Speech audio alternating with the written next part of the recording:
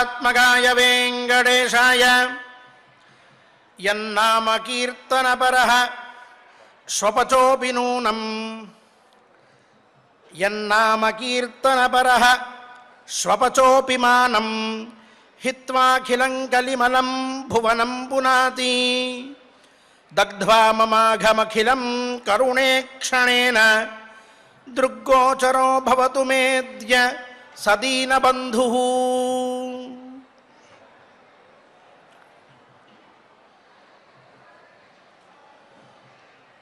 శ్రీ వెంకటేశ్వర స్వామి వారు భక్తితో ఆర్తితో విశ్వాసంతో తన దగ్గరికి వచ్చి తన నామకీర్తన తత్పరుడైనటువంటి భక్తుణ్ణి కరుణతో ఒక్కసారి చూసినట్లయితే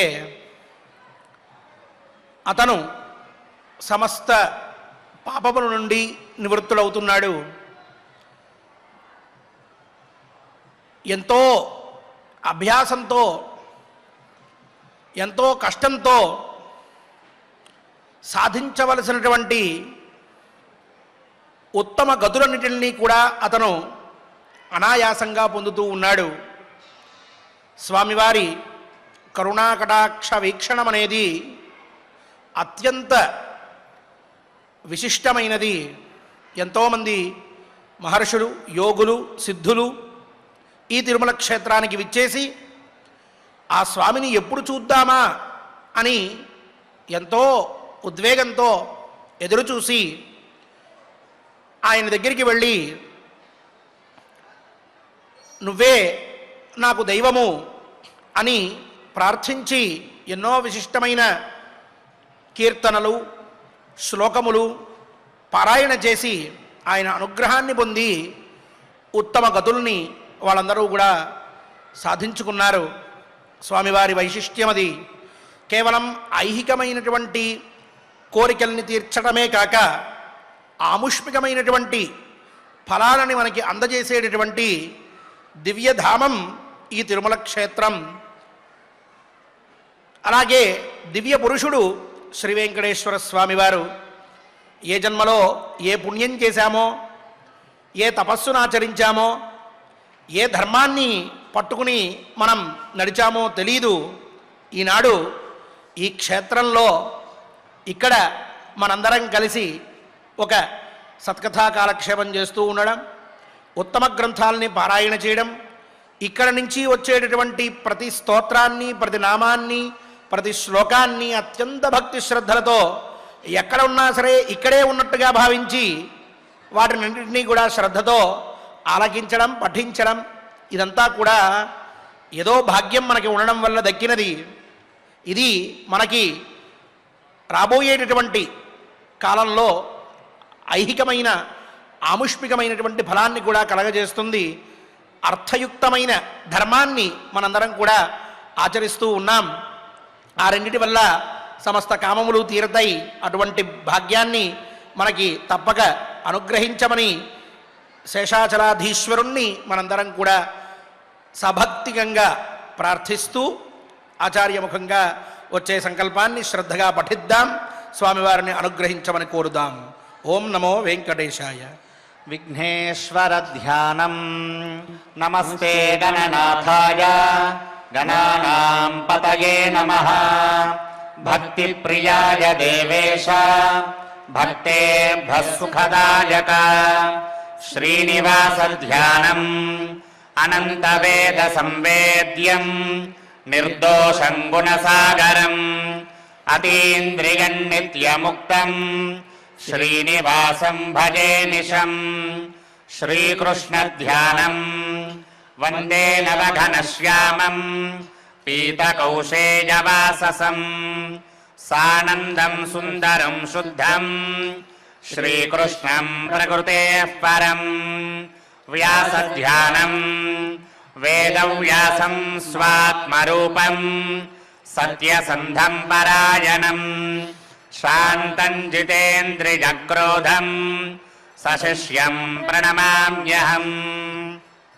అథ సంకల్పః श्रीमदादिवराहक्षेत्रे विराजमानस्य जगद्रक्षणार्थमवतीर्णस्य श्रीमदखिलाण्डकोटिब्रह्माण्डनायकस्य श्रीवेङ्कटेश्वरस्वामिनः परिपूर्णानुग्रहेण सर्वेषां भक्तजनानाम् आधिव्याधिनिवृत्तिद्वारा आयुरारोग्यैश्वर्याभिवृद्ध्यर्थं सर्वारिष्टनिवृत्तिद्वारा सकलश्रेयोभिवृद्ध्यर्थं धर्मार्थकाममोक्षाख्य चतुर्विधा पुरुषार्थसिद्ध्यर्थं समस्तपापक्षयार्थं श्रीपरमेश्वरप्रीत्यर्थं श्रीमन्महाभारते वनपर्वणि यथाशक्ति चतुस्त्रिंशाध्यायान्तर्गता श्लोकपारायणम् आचार्यमुखेन करिष्यामहे। श्रीकृष्णपरब्रह्मणे नमः।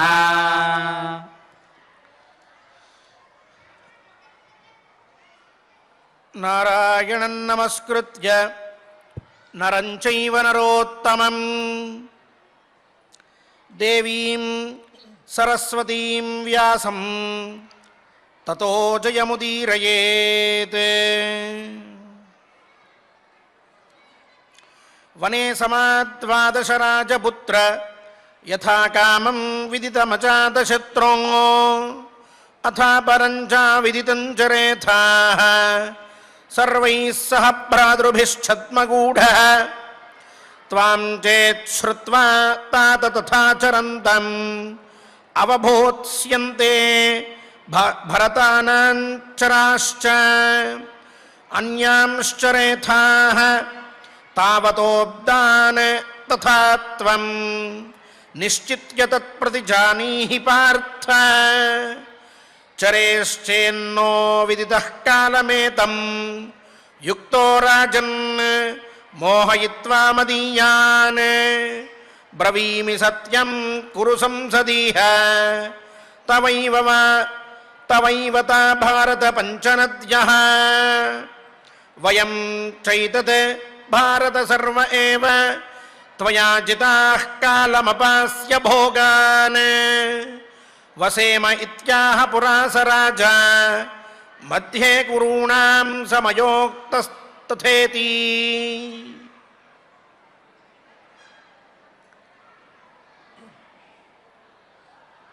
ధర్మరాజు పూర్వం జరిగిన వృత్తాంతాన్ని మళ్ళీ చెప్తూ ఉన్నాడు. ఇక్కడ ఆవేశంలో ఉన్నటువంటి వాడితో ఆవేశంగా మాట్లాడితే అనర్థం జరుగుతుంది అని పూర్వం మనం చెప్పుకున్నాం. కోపంలో ఉన్నప్పుడు మనం తగ్గి మనం చెప్పదలుచుకున్నటువంటి విషయం అవతల వారికి అర్థమయ్యే విధంగా చాలా గంభీరంగా శ్రద్ధగా ఉద్వేగం లేకుండా కఠినమైన పదాలని మాట్లాడకుండా సహనం వహించి శరీరంలో ఏ విధమైన మార్పు రానివ్వకుండా ప్రశాంత చిత్తంతో మనం మాట్లాడే మాట స్థిరంగా ఉన్నది అని అవతల వాళ్ళకి తెలిసేట్టుగా సందర్భానుసారంగా అవతల వాళ్ళు ఎన్ని మాటలైనా మాట్లాడి ఉండవచ్చు మన మీద, ఆరోపణలు లేకపోతే దూషణలు ఇంకొకటి ఏదైనా చేసి ఉండవచ్చు. ఆ మొత్తంలో ఉన్నటువంటి తాత్పర్యం ఏమిటి అనేది ముందు మనం గ్రహించి ఇలా అనుకుంటున్నావు, కానీ ఒక మాట చెప్తాను, నువ్వు చెప్పింది బాగుంది అయితే అంటూ మొదలుపెట్టి ఆ నిందలు ఆరోపణలు వాటి గురించి పక్కన పెట్టికసేపు అసలు మన అభిప్రాయాన్ని కొండబద్దలు కొట్టినట్లుగా వివరంగా చెప్పేస్తూ కొంత శాంతమైన భావాన్ని మనస్సులో పెట్టుకుని మనం ప్రవర్తించినట్లయితే ఎంతటి ఉగ్రరూపంలో ఉన్నటువంటి వాడైనా, ఎంత కోపంగా మాటలు మాట్లాడుతున్నవాడైనా ముందు తగ్గిపోతాడు. మనం ఏదో చెప్తున్నాం అని వినడానికి ఇష్టపడతాడు. ఆ తర్వాత మన అభిప్రాయాన్ని తన బుద్ధిలోకి తీసుకోవడానికి ప్రయత్నం చేస్తాడు. ఆ తర్వాత తను ఏం మాట్లాడాను అనేది ఆలోచించుకుని అవతల వాళ్ళు ఏం చెప్తున్నారు అనేది కూడా విని రెండింటిలో ఉన్నటువంటి తేడా ఏమిటో గ్రహించేటటువంటి స్థితికి వస్తాడు. ఆ తర్వాత సామాన్యంగా ఉంటాడు. అలా అవతల మనిషిలో ఆ స్థితి వచ్చిన తర్వాత ఏదైనా ఒక మాట మనం గట్టిగా అనవలసి వచ్చినప్పుడు, వివాదం జరుగుతూ ఉన్న సందర్భంలో ఇంకొక మాట అని మనం ఆ సందర్భాన్ని అక్కడికి ఆపినట్లయితే బంధాలు నిలబడతాయి, బాంధవ్యాలు నిలబడతాయి, స్నేహాలు నిలబడతాయి, ఆత్మీయతలు ఇంకొన్ని కాలాల పాటు చక్కగా ఉంటాయి, అనుబంధాలు పెరుగుతాయి. అవతలవాడు ఒక మాట అన్నాడు కదా అని నీకు బుద్ధి లేదా అని వాడు అన్నాడు అనుకోండి, ఆ ఒక్క మాటని పట్టుకుని నాకు బుద్ధి లేదంటావా అని యువతల ఉన్నటువంటి వాడు మాట్లాడడం మొదలు పెడితే ఆ గొడవ తీరుతుందా? ఆ సమస్యకి పరిష్కారం లభిస్తుందా? ఇక పైన వాళ్ళిద్దరూ మళ్ళీ పూర్వం ఉన్నట్టుగా ఉండగలరా? ఏదో ఆగ్రహంలో ఒక మాట అన్నాడు, అది కాదు, బుద్ధి లేదా అన్నం కాదు వాడి తాత్పర్యం. నేనేదో ఇష్టం లేని పని చేశాను, దాన్ని నా మీద ఆరోపణగా చెప్పాలి అనేది వాడి తాత్పర్యం. ఎందుకు చేయవలసి వచ్చిందో చెప్తే చాలు అన్న భావనతో మనం మాట్లాడడం మొదలు పెడితే చాలా ఉన్నతమైనటువంటి వ్యక్తిత్వం కలిగిన వాళ్ళం అవుతాం. ధర్మరాజు దగ్గర నుంచి ఈనాడు మనం నేర్చుకోవలసినటువంటి విధానం ఇదే. ఎన్నో మాటలు అన్నగారి ముందు మాట్లాడినప్పటికీ ఏమాత్రము తొణగకుండా బెడగకుండా భీమసేనుడితోటి నువ్వు బాగా చెప్పావు, సత్యం చెప్పావు అంటూ వాక్యాలు మొదలుపెట్టి నా మనస్సుని నువ్వు పొడి చేశావు తీక్షణమైన మాటలతో, అయినప్పటికీ అని అంటూ పైన కొంత పూర్వప్రసంగాన్ని కూడా చెప్తూ ధర్మరాజు చాలా అందంగా మాట్లాడుతూ ఉన్నాడు. అంటున్నాడు, నాయనా నీకంతా తెలిసిందే, ఆనాడు మనందరం కూడా ద్రౌపది చేత రక్షింపబడిన వాళ్ళమై మన రాజ్యానికి వెళ్ళిన తర్వాత విదురుల వారు వచ్చారు, మళ్ళీ జూదానికి పిలిచారు, వచ్చాం. కురువృద్ధులందరూ కూడా ఆసీనులై ఉన్నారు తమ తమ స్థానాల్లో. సభంతా కూడా గంభీరంగా ఉన్నది. ఆ సమయంలో వనే సమా ద్వాదశ రాజపుత్ర, ఓ ధర్మరాజా అంటూ దుర్యోధనుడు ఒక మాట మాట్లాడాడు. మనతో ఇలా అన్నాడు, అజాతశత్రువ దుర్యోధనుడు అన్నమాట ధర్మరాజు గురించి. ఎందుకంటే ధర్మరాజుకు ఎవరు శత్రువులు లేరు, ఆ విషయం దుర్యోధనుడికి కూడా తెలుసు. అందుకని దుర్యోధనుడు అంటున్నాడు, రాజపుత్ర అజాతశత్రువ, ఓ ధర్మరాజా, 12 సంవత్సరాలు అరణ్యంలో అందరికీ తెలిసేట్లుగా మీ ఇష్టం వచ్చినట్లుగా స్వేచ్ఛగా సంచరించవచ్చు. ఆ పైన 1 సంవత్సరం అజ్ఞాతంగా ఎవ్వరికీ తెలియకుండా మీ 5గురికి తప్ప వేరొక మనిషికి మీరు కనిపించకుండా రహస్యంగా సంచరించాలి. ఇది మన ఒడంబడిక. అథాపరంచ అవిదితంచరేథా సర్వై సహ భ్రాతృభి ఛద్మగూఢ. ఇలా 12 సంవత్సరాలు అరణ్యవాసం, చివరి సంవత్సరం అజ్ఞాతవాసం చేసిన తర్వాత నువ్వు మళ్ళీ ఇక్కడికి రావాలి. ఇక్కడ ఇంకొక చిన్న విశేషం ఉన్నది. తాంచేత్ శ్రుత్వా తథాచరంతం అవబోధ్యంతే భరతానాంచరాశ్చ. మన భరతవంశీయులకి సంబంధించిన గూఢచారులు ఎవరెవరైతే ఉన్నారో వీళ్ళు ఈ సంవత్సరం మీరెవరికీ కనిపించకుండా ఉండవలసిన సమయంలో మిమ్మల్ని గుర్తుపట్టినట్లయితే అవబోత్స్యంతే భరతానాంచరాశ్చ అన్యాన్ చరేథాః తావతోబ్దాన్ తథాత్వం. మళ్ళీ 12 సంవత్సరముల పాటు వనవాసం చేయాల్సిందే, ఇంకో సంవత్సరం పాటు అజ్ఞాతవాసం చేయాల్సిందే. ఇది మనం పెట్టుకోబోయేటటువంటి పందెం. ఇదంతా కూడా తత్ నిశ్చిత్య ప్రతిజానీహి, నువ్వు బాగా ఆలోచించుకుని నిశ్చయించుకున్న తర్వాత ఇక్కడ ప్రతిజ్ఞ చెయ్యవలసినది దుర్యోధనుడు అన్నమాట. ఆ పైన ఇంకో మాట అంటూ ఉన్నాడట, చరేశ్చేన్నో అవిదితః కాలమేతం యుక్తో రాజన్ మోహయిత్వా మదీయానే. ఈ గూఢచారులు ఎవరైతే ఎక్కడున్నారు ఈ పాండవులు అని చెప్పి వెతకడానికి వెళ్ళినప్పుడు ఆ సమయంలో నాకు కానీ అలాగే ఈ గూఢచారులకు కానీ ఎవరికి కనిపించకుండా వాళ్ళందరినీ కూడా మాయ చేసి 1 సంవత్సరం పాటు అజ్ఞాతవాసంలో ఉన్నట్లయితే ఆ తరువాత తవైవతాః భారత పంచనద్యః, పంచనదీ ప్రాంతం ఏదైతే ఉన్నదో దాని మీద అంతా కూడా నీదే అధికారం. ఈ కురుసభలో నేను ఈ ప్రతిజ్ఞ చేస్తున్నాను. ఇది ఇక్కడ విశేషం. మీరు 12 ఏళ్ళు వనవాసం చేయండి, 1 సంవత్సరం అజ్ఞాతవాసం చేయండి. ఈ మొత్తం అయిన తర్వాత మీరు ఎవరికీ కనిపించకుండా 1 సంవత్సర అజ్ఞాతవాసాన్ని కూడా పరిపూర్ణంగా పూర్తి చేసుకుంటే తర్వాత ఇక్కడికి రండి, పంచనదీ ప్రాంతమంతా కూడా మీదే, నేను ఇంతమంది మధ్యలో ఇక్కడ ప్రతిజ్ఞ చేస్తున్నాను అని చెప్పి దుర్యోధనుడు అన్నాడు. అలాగే వయం చైతత్ భారత సర్వ ఏవ త్వయా జితాః కాలమపాస్య భోగానే. ఒకవేళ మేమంతా కూడా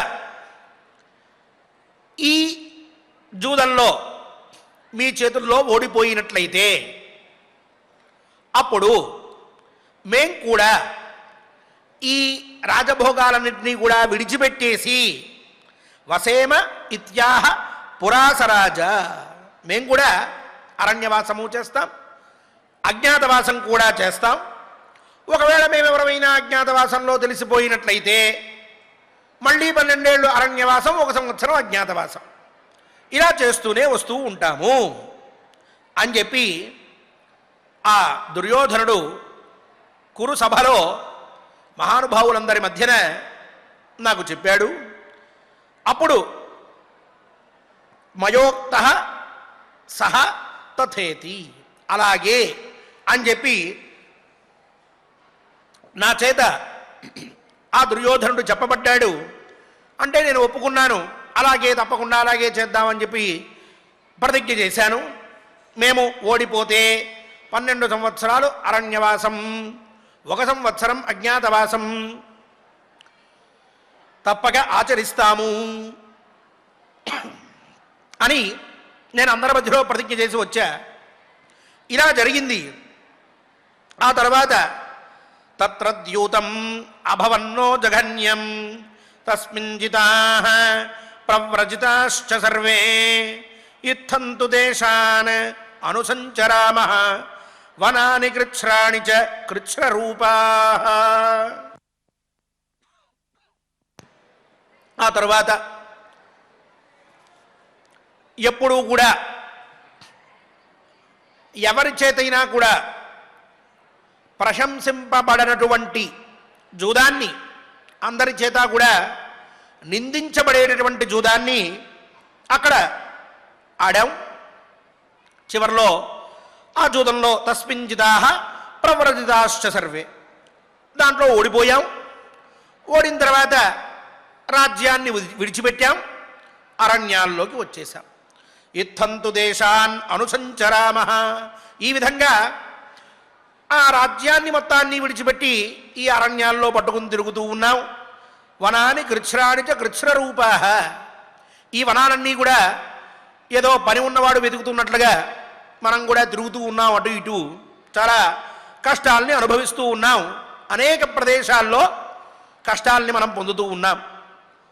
సుయోధనశ్చాపి న శాంతిమిచ్చన్ భూయః సమన్యోః వశమన్వగచ్చత్ ఉద్యోజయామాస కురూంశ్చ సర్వాన్ ఏ చాస్య కేచిత్ వశమన్వగచ్చన్. భీమసేన, దుర్యోధనుడు కూడా ఇంత జరిగినప్పటికీ శాంతిని పొందలేదయ్యా.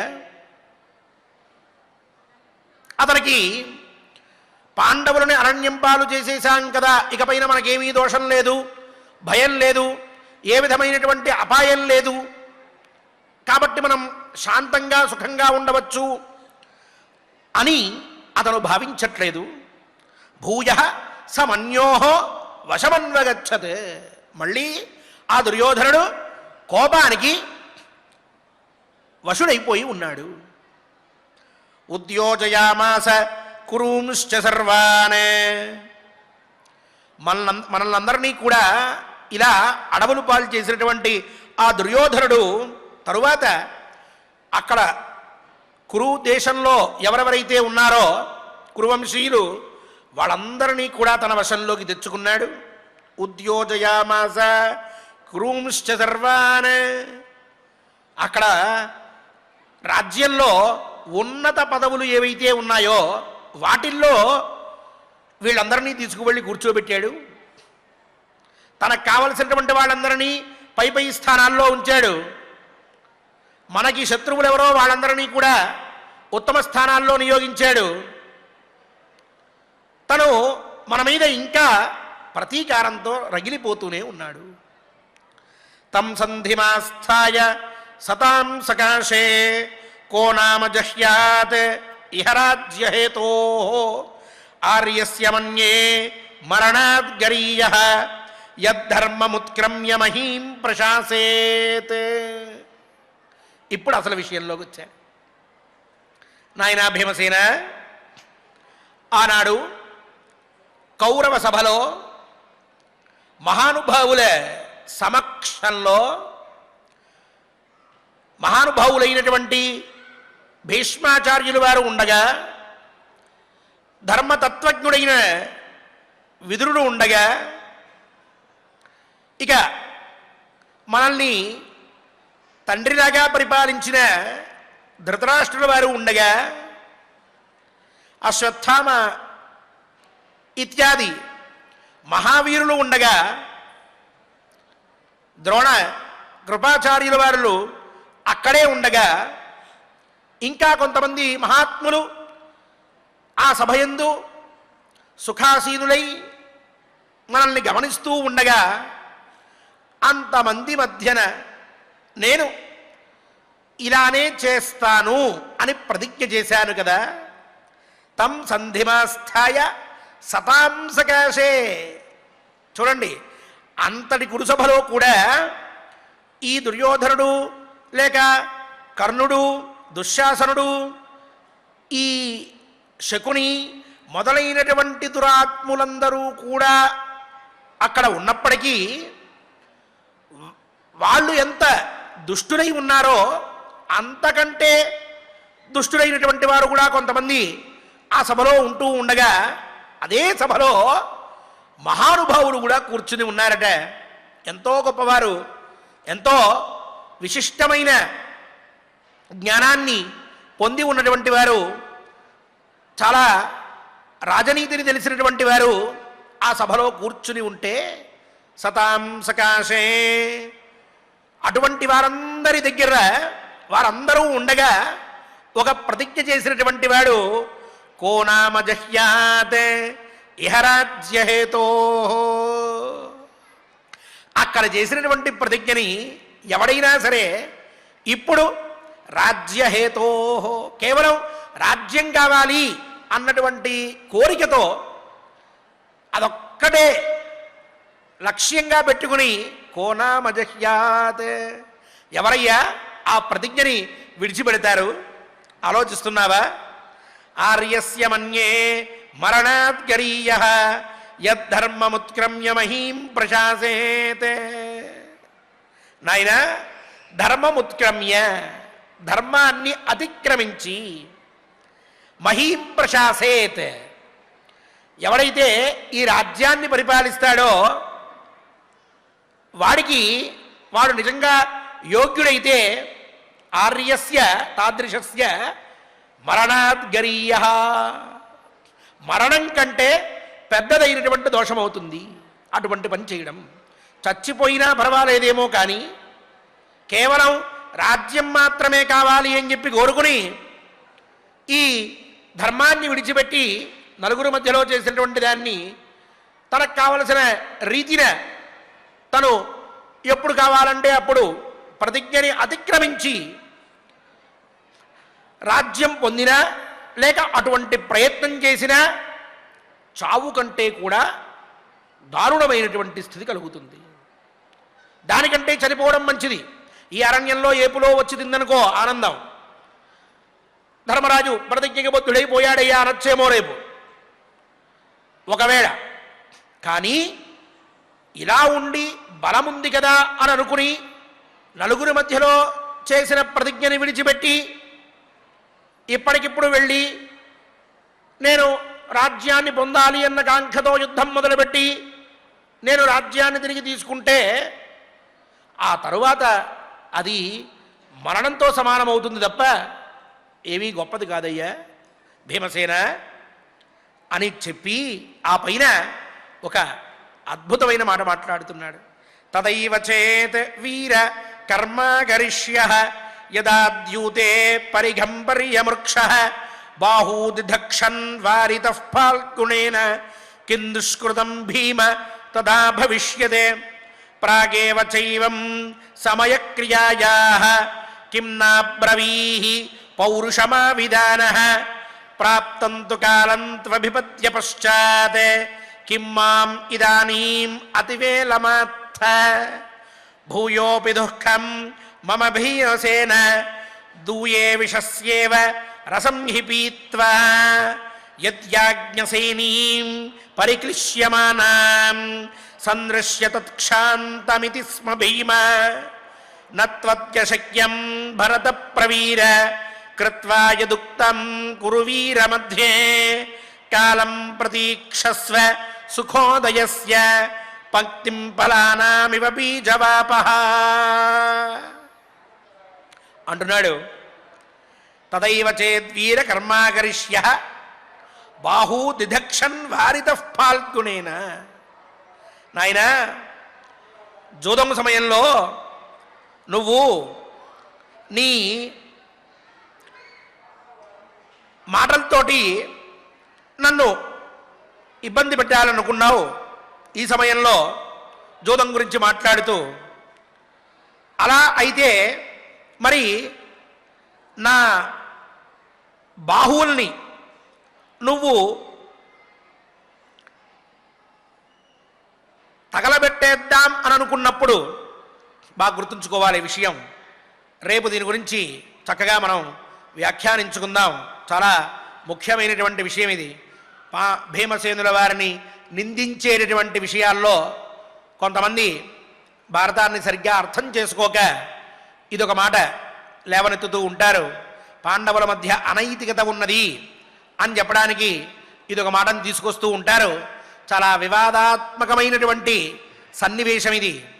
ఈ మాట మనకి ఇతఃపూర్వం సభాపర్వలో ఓ దగ్గర వచ్చింది. ఇప్పుడు అరణ్య పర్వలో సాక్షాత్తు ధర్మరాజు చెప్తూ ఉన్నాడు. ఆ విచారం విశిష్టమైనది. రేపటి రోజున సమయానుకూలంగా మనం దాని గురించి విచారిద్దాం. నువ్వు నన్ను ఇబ్బంది పెడదామని అనుకున్నప్పుడు జూదం సమయంలో, లేక కొంతమంది అంటూ ఉన్నట్లుగా నా చేతుల్ని తగలబెట్టేద్దాం అని అనుకుంటున్నప్పుడు అర్జునుడు నిన్ను వారించాడు. అలాగే ద్రౌపదీదేవిని వాళ్ళు అక్కడ నానా మాటలు అంటూ ఉంటే ఆ పైన కూడా ఈ మాటలు మనల్ని ఎందుకు పనికిరాని వాళ్ళు అని చెప్పి అంటూ ఉంటే బాగా ఆవేశం వచ్చి పక్కనే గద ఉంటే దాన్ని తీసుకుని ఇప్పటికిప్పుడు వీళ్ళందరినీ కూడా మట్టి గరిపిచ్చేద్దాం అనేటువంటి ఉద్దేశ్యంలో నువ్వు శక్తినంతటినీ కూడా తీసుకుని నీ చెయ్యి తీసుకుని నీ గద మీద వేసి అప్పటికప్పుడు ఆ గదాయుద్ధాన్ని ఆ సభామధ్యమునే చేద్దామని ఉద్యమించిన సమయంలో అర్జునుడు నిన్ను ఆపి ఉన్నాడు. ఆగు అని అన్నాడు. కానీ ఒక్కడు గుర్తుపెట్టుకో, ఆ సమయంలో నువ్వు ఆ పని చేసినట్లయితే కిం దుష్కృతం భీమ తదా భవిష్యత్. నువ్వు అదే ఆలోచనతోటి ముందు కురికి వాళ్ళతోటి గొడవ పెట్టుకోదలుచుకున్నట్లయితే ఎంతటి అనర్థం జరిగి ఉందేదో నీకు తెలుసా? ఇప్పుడు అనర్థంలో ఉన్నావంటున్నావు నువ్వు. ఆనాడు జరిగేటటువంటి అనర్థాన్ని నువ్వు ఊహించగలిగావా? ఎంత ఘోరం జరిగేది. సరే వదిలిపెట్టేసే ఇకసేపు. ఇప్పుడు ప్రాగేవ చైవం సమయక్రియాయా కిం నాబ్రవీః పౌరుషమావిధాన. దుర్యోధనుడు సభామధ్యమున మనందరికీ కూడా ఈ మాటలు చెప్పాడు. నేను విన్నానుగా, నాతో పాటు నువ్వు కూడా విన్నావుగా. ఈ రకంగా మనం ఒక పందెం వేసుకుందామని అన్నాడుగా. అలా వేసుకున్న తర్వాత దీనికి ఒప్పుకున్నట్లయితే ప్రతిజ్ఞ చెయ్యాలి అని ఆ దుర్యోధనుడు చెప్పాడుగా. నేను విన్నాను, నువ్వు కూడా విన్నావు. కిం నాబ్రవీహి. ఏ మరి నేను ప్రతిజ్ఞ చేయడానికి ముందరే అన్నయ్య గారు ఒక క్షణం ఇదేదో తేడాగా ఉన్నది. 12 ఏళ్ళు అంటున్నాడు, 1 సంవత్సరం అంటున్నాడు. ఒకవేళ సంవత్సరంలో దొరికినట్లయితే మళ్ళీ 12 ఏళ్ళు అంటున్నాడు. ఏదో చేస్తున్నాడు దుర్యోధనుడు, సామాన్యుడు కాదు. ఇప్పుడే మనం ఓడిపోయి ఉన్నాం, ఇందాక ఏదో జాగ్రత్తగా గెలిచాం మొన్నటి రోజున. ఈనాడు ఇప్పుడు మళ్ళీ ఒప్పుకున్నట్లయితే చాలా ప్రమాదంలో పడతాం. ఆలోచించలేనే? ఏ అప్పుడు మాత్రం అలా ఆగిపోయావు? ఇప్పుడు వచ్చి ధర్మం, అర్థం, కామం, ఏదో ధర్మయుక్తమైన అర్థం, అర్థయుక్తమైన కామం, ధర్మార్థాల వల్ల కామం, కామాన్ని మాత్రమే ఆలోచించకూడదు. శత్రువు అయినటువంటి వాడైనా సరే చీల్చి చండాడాలి, వాడి గురించి మనం ఆలోచించాలి. నలుగురు మనల్ని పట్టుకుని ఏదైనా చెయ్యవచ్చు, రేపు పరచంద్రుడు మన మాట వినకపోవచ్చు. అందుకని మనం బాగా ఆలోచించి నిర్ణయాలు చేయాలి. బాగుంది, ఇవన్నీ నేను చెప్తా ఇప్పుడు అరణ్యంలో కూర్చుని. ఆనాడే ఏం చేశా నేనంటే ఏదో పోని నలుగురు పిలిచారు, పెద్దలు పిలిచారు, మహానుభావులంతా ఉన్నారు, అందరి మధ్యలో వాడు ప్రతిజ్ఞ చేస్తున్నాడు. ఎలాగైనా సరే ఈసారి గెలిచి వీళ్ళందరినీ పంపించేద్దాం, సుఖంగా ధర్మయుక్తంగా రాజ్యాన్ని పరిపాలిద్దామని అనుకున్నాను అనుకో. నీ సంగతి ఏమిటి నాయన? ఏం చేశా? అప్పుడు అనిపించలేదా? ఆలోచించుకోను, నువ్వు ఆలోచించి మాట్లాడు తర్వాత. కింద అబ్రవీహి. ఇప్పుడేమో పౌరుషమావిధాన, ఇప్పుడేమో వెళ్దాం పద, చంపేద్దాం పద, లేపేద్దాం పద అంటున్నావు. అసలు ఈ గోలంతా మనకెందుకయ్యా అన్నయ్యా? ఇక్కడికి విడిచిపెట్టేయి చాలు. వాళ్ళు ఏదో ప్రతిజ్ఞ చేయమంటున్నారు, అది మనకు కుదరదని చెప్పు. ఏదో సరదాగా ఆడుకుందాం రమ్మను. లేదు 10 ఎకరాలో రాజ్యమో, లేకపోతే ఇంకొక సువర్ణమో బంగారమో, ఆ పైన మణిరత్నాలో, లేదు మనం కట్టుకున్నటువంటి ఇంద్రప్రస్థమో ఏదో పెట్టమను, తీసేసుకోమని వాళ్ళు వదిలిపోతుంది. వద్దంటే వాడేమన్నా అనుకుంటాడనుకుంటే అంతే తప్ప ఇలా పెట్టమాక. 12 ఏళ్ల పాటు అరణ్యం అంటే కష్టం, అక్కడ ఆ కష్టాలు అనుభవించలేను నేను. అంటే విజయం మీద నీకెంత నమ్మకం ఉందో నాకు అంతే నమ్మకం ఉందిగా. నీకు ఒకవేళ తప్పక మనం విజయం సాధించలేం అనేటటువంటి అనుమానం కలిగితే నువ్వేం చేసి ఉండాలి? అన్నగారు వద్దనాలి. ఆ రోజు నేను ఆ సమయంలో తప్పకుండా వీళ్ళందరినీ ఓడించి పంపిద్దాం అని అనుకుంటూ ఆ ప్రతిజ్ఞకి ఒప్పుకున్న సందర్భంలో నువ్వేమన్నా మాట్లాడా? ఏమన్నా అన్నావా అసలు? ప్రాప్తంతు కాలం త్వభిమధ్య పశ్చాత్. ఇప్పుడేమో ఆ ప్రతిజ్ఞ అనుసారంగా అందరం ఓడిపోయిన తర్వాత ఉన్న బట్టలన్నీ విప్పేసి నారచీరలు కట్టుకుని నాతో పాటుగా ఈ అరణ్యానికి వచ్చి కిం మాం ఇదానీం అతివేలమాత్థ, ఇప్పుడు నాతోటి ఇంత కఠినంగా మాట్లాడుతున్నావేమిటి? ఏమిటి అసలు నీ ఆలోచన ఏమిటో తెలియట్లే. అంటే ఒకవేళ నేను గెలిచి ఉంటే, పాండవులు అందరూ గెలిచారు అని చెప్పి అందరూ సంబరాలు చేసుకుంటూ ఉన్నప్పుడు ఈ కౌరవులందరూ కూడా బయలుదేరి అరణ్యవాసానికి వెళ్తే ఆ రోజు ఈ మాటలు వచ్చేవా? నీ అప్రమత్తత, నీ అనాలోచిత నిర్ణయం, నువ్వేదో పెద్దగా అనుకున్నావు, నీ వల్లే ఇదంతా వచ్చి పడింది. ద్రౌపది ఒప్పుకోవట్లే, అర్జునుడు బాధపడుతున్నాడు, వాళ్ళిద్దరి సంగతి చెప్పక్కర్లేదు, కృష్ణుడు ఏడుస్తున్నాడు, శృంజయవీరులందరూ బాధపడుతున్నారు. ఆ క్షణంలో ఒక క్షణం ఆలోచించి అన్నగారు ఇలా కుదరదు అని చెప్పడం చేతగాల? ఒప్పుకొని వచ్చిన తర్వాత ఇప్పుడు కూర్చోబెట్టి నీదే మొత్తం తప్పు అంటున్నావా? ఏం నాయన? మెల్లగా ఒక చొరక వేశాడు. ఇప్పుడు నేను చేసినటువంటి దాంట్లో నాకెంత బాధ్యత ఉన్నదో నీకు అంతే బాధ్యత ఉన్నది. అది ధర్మరాజు యొక్క గొప్పతనం. అందుకే ఇలాంటి విషయాల్లో ధర్మరాజుని తేనె పూసిన గత్తి అంటూ ఉంటారు మహానుభావులు. తప్పుగా కాదు, చాలా తెలివిగలవాడు అని చెప్పి అర్థం. అన్ని మాటలు చెప్తూ జరిగిన వృత్తాంతం భీమసేనుడికి తెలిసినా సరే మళ్ళీ భీమసేనుడికే వినిపించి కొంత అతని కోపం తగ్గిన తర్వాత ఇప్పుడు పెడుతూ ఉన్నాడు. నీకేమైంది ఆ రోజు అని చెప్పి అలా చెప్తూ భూయోపి దుఃఖం మమ భీమసేన దూయే విషస్యేవ రసం హి పీత్వా. నాయన, అరణ్యానికి రావడం, ఇక్కడ ఈ రకంగా జీవనం కొనసాగించడం నాకు కూడా చాలా కష్టంగానే ఉన్నది.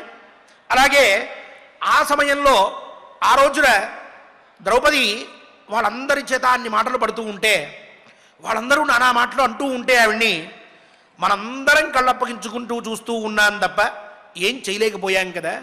మౌనంగానే ఉన్నామే. సందృశ్య తత్ క్షాంతమితి స్మ భీమ. మనం ఏమన్నా ఇలా ఎందుకు జరుగుతోంది అని ప్రశ్నించామా? తలలు వంచుకుని అక్కడ కూర్చున్నాం, ఏం మాట్లాడలేకపోయాం. అయితే విషరసం తాగినప్పుడు ఆ తాగిన తర్వాత కొన్ని రోజులకి ఎలా అయితే అది శరీరంలో ప్రకోపాన్ని తీసుకొచ్చి శరీరాన్ని నాశనం చేస్తూ ఉంటుందో, ఆ రోజు ద్రౌపది పడ్డ కష్టాలన్నింటినీ అక్కడ చూసినటువంటి నేను ఈరోజు ఆ కష్టాన్ని మళ్ళీ మళ్ళీ గుర్తు తెచ్చుకుని పరితపిస్తూ ఉన్నానయ్యా భీమసేన. నాకు మటుకు కష్టం లేదా? నేను మటుకు బాధ అనుభవించట్లేదు అనుకుంటున్నావా? నాయన, మనం కురువీరులందరూ ఉన్నప్పుడు వాళ్ళందరి మధ్యలో ప్రతిజ్ఞ చేసి వనవాసం చేస్తామని చెప్పి అనుకుని వనవాసాన్ని స్వీకరించేసిన తర్వాత ఇప్పుడు మళ్ళీ రాజ్యం కోసం బయలుదేరి వెళ్ళడం నా వల్ల కానటువంటి పని.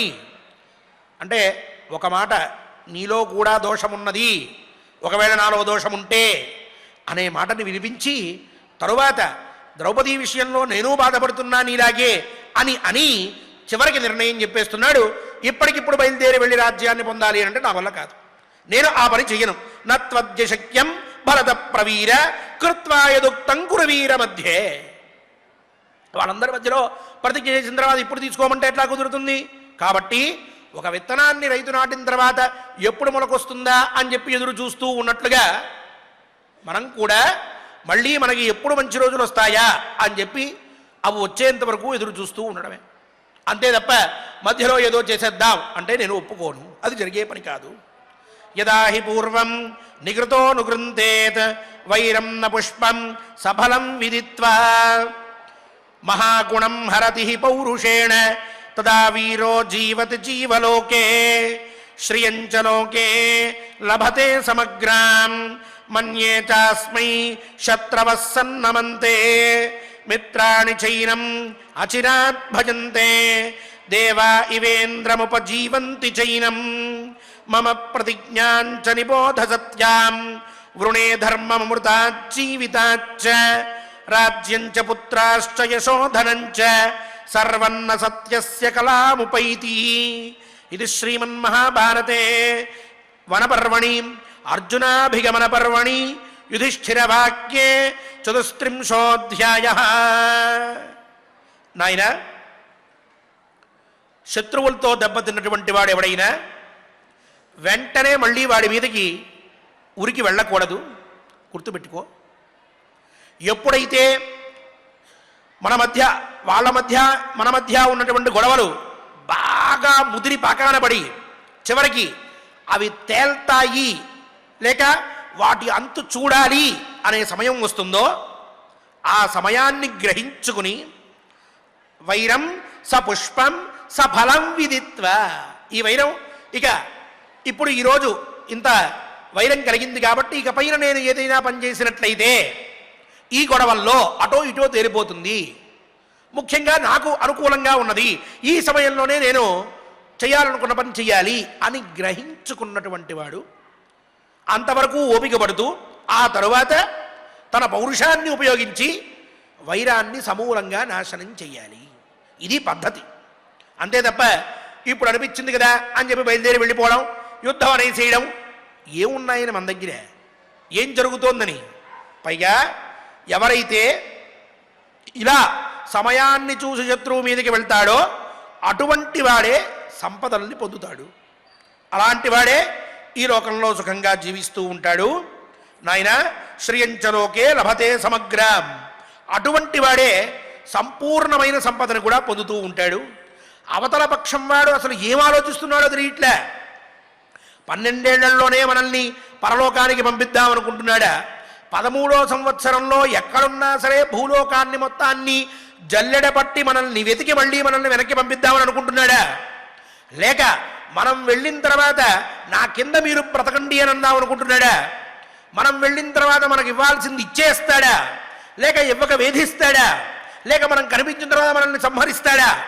ఇవేవి కూడా ఇంతవరకు తెలియకపోతే ఇంకా మనం రాజ్యం విడిచి బయటకు వచ్చి కొంత సమయం కూడా గడవకుండా ఉన్నప్పుడు మళ్ళీ యుద్ధం అని చెప్పి వెళ్తే అవతలవాడు ఎంత బలంతో ఉన్నాడో, ఎంత బలాన్ని వెనకాల పెట్టుకుని బలగంతో విర్రవీగుతున్నాడో ఏం తెలుసుకోకుండా యుద్ధం మొదలుపెట్టి ఎక్కడికి పోదామని చెప్పి అనుకుంటున్నావు?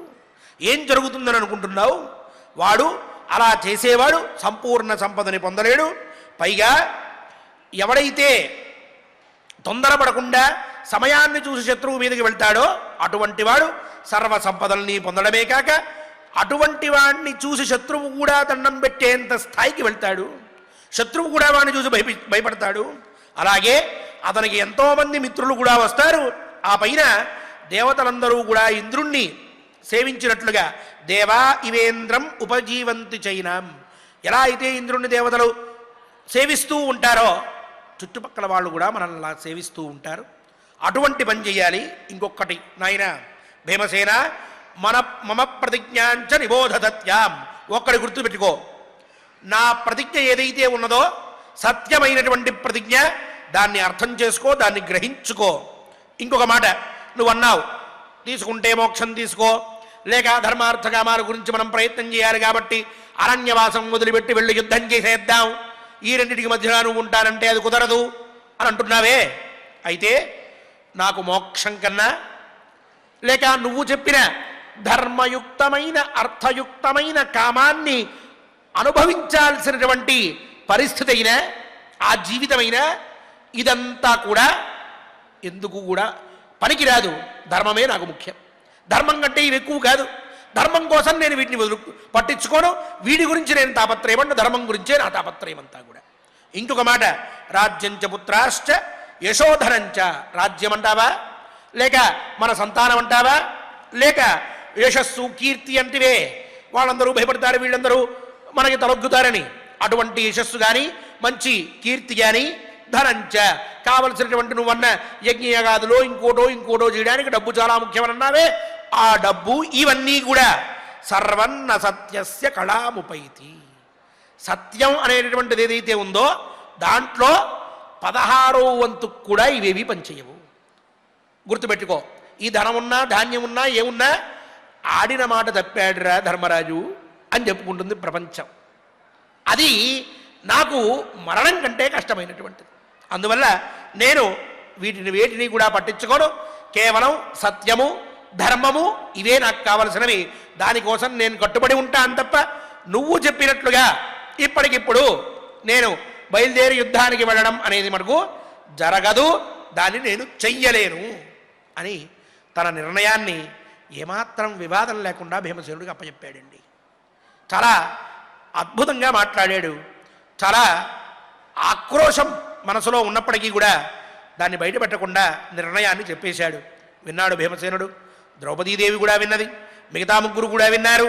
భీమసేనుడికి ఇంకా ఆ ఆలోచన పోలేదు. వెంటనే చాలా అసహనంగా ఊగిపోతూ అన్నగారితో మాట్లాడడం మొదలెట్టాడు. చాలా తక్కువ మాటలే మాట్లాడాడు, కానీ చాలా ఉద్వేగంతో మాట్లాడుతూ ఉన్నాడు. అవి ఏమిటో రేపటి నుంచి తప్పక మనందరం కూడా వినే ప్రయత్నం చేద్దాం. ఈనాటి ఈ శ్లోకములని చక్కగా పారాయణ చేసుకుని స్వామి అనుగ్రహాన్ని పొందుదాం. సత్యస్య న కళాం ఉపైతి అని చెప్పి మనకి సత్యము ధర్మము అనేటువంటివి రెండూ ఉంటే అవే మనల్ని నిలబెడతాయి, సమస్తాన్ని మనకు కలగజేస్తాయి. రాజ్యమో లేక అధికారమో పదవో డబ్బో పెద్ద కీర్తో ఇవన్నీ కూడా సత్యనిష్ట ధర్మనిష్ట ఈ రెండూ ఉంటే తప్పక కలుగుతాయి అనేది ధర్మరాజు జీవితాన్ని మనం గమనిస్తే మనకు అర్థమవుతున్నటువంటిది. ఆయన వాచా కూడా చెప్పినటువంటి మాట. కాబట్టి ఆ రెండింటినీ కూడా మనం అనుసరించే ప్రయత్నం చేద్దాం అన్ని వేళలా. ఆ విధంగా మనల్ని రక్షించమని, అలా ప్రోత్సహించమని, మన సంకల్పం నిజం కావాలని స్వామివారిని ప్రార్థిద్దాం. ఓం నమో వెంకటేశాయ. ఓం నమో వెంకటేశాయ.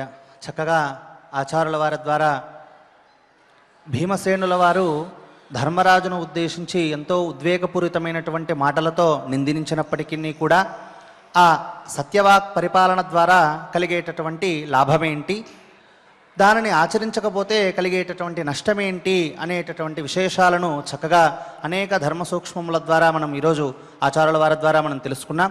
ఇక తదంతర్గతమైనటువంటి 34వ అధ్యాయంలో 8వ శ్లోకం నుండి మనం పారాయణం చేసుకుందాం. స్వామివారి యొక్క అనుగ్రహాన్ని పొందుదాం.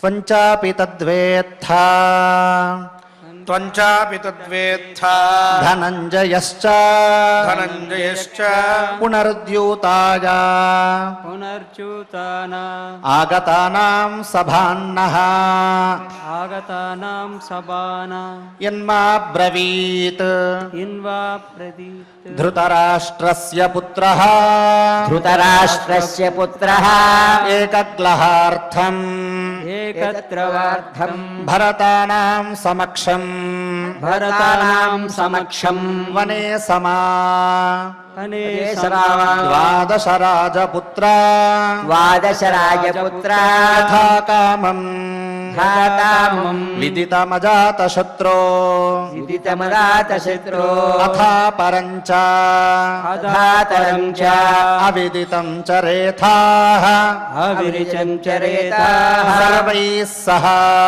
సర్వే సహ భ్రాతృభిః భాతృభిః ఛద్మగూఢః ధర్మగూఢః వాంఛేత్ త్వాం చేత్ శ్రుత్వా తాత శ్రుత్వా తాత తథాచరంతం తథాచరం తం అవభోత్స్యంతే అవభోత్స్యంతే భరతానాం చరాశ్చ భరతానాం చాశ్చ అన్యాన్ అన్యాన్ చరేథాః చరేథాః అవతోబ్దాన్ అవధూతాన్ తథాత్వం తదాత్వం నిశ్చిత్య తత్ నిశ్చిత్య తత్ ప్రతిజానీహి పార్థ ప్రతిజానీహి పార్థ సరేశ్చేన్నోః సరేశ్చేన్నోః అవిదితః అవిదితః కాలమేతం కాలమేతం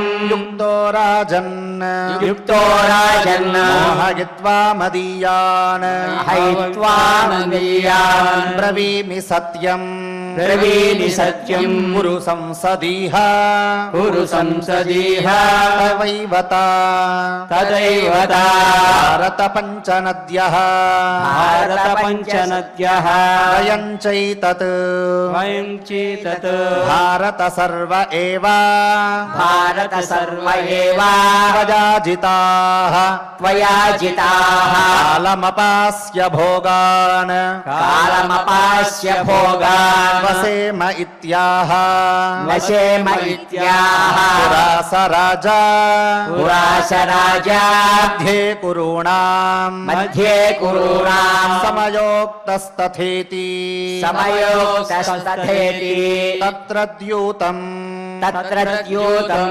అభవన్నః అభయన్నః జఘన్యం జఘన్యం తస్మిన్ జితాః తస్మిన్ జితాః ప్రవ్రజితాశ్చ సర్వే ప్రజితాశ్చ సర్వే యుద్ధంతు దేశాన్ యుద్ధంతు దేశాన్ అనుసంచరామః అనుసంచరామః వనాని కృచ్ఛ్రాని చ వనాని కృష్ణామి చ కృచ్ఛ్రరూపాః కృచ్ఛరూపాః సుయోధనశ్చాపి సుయోధనశ్చాపి న శాంతిమిచ్చన్ న శాంతిమిచ్చన్ భూయः సమన్యోః భూయः సమన్యోః వశమన్వగచ్చత్ శరణమగచ్చత్ ఉద్యోజయామాస యోజయామాస పురూంశ్చ సర్వాన్ పురూంశ్చ సర్వాన్ ఏ చాస్య కేచిత్ ఏచాస్య కేచిద్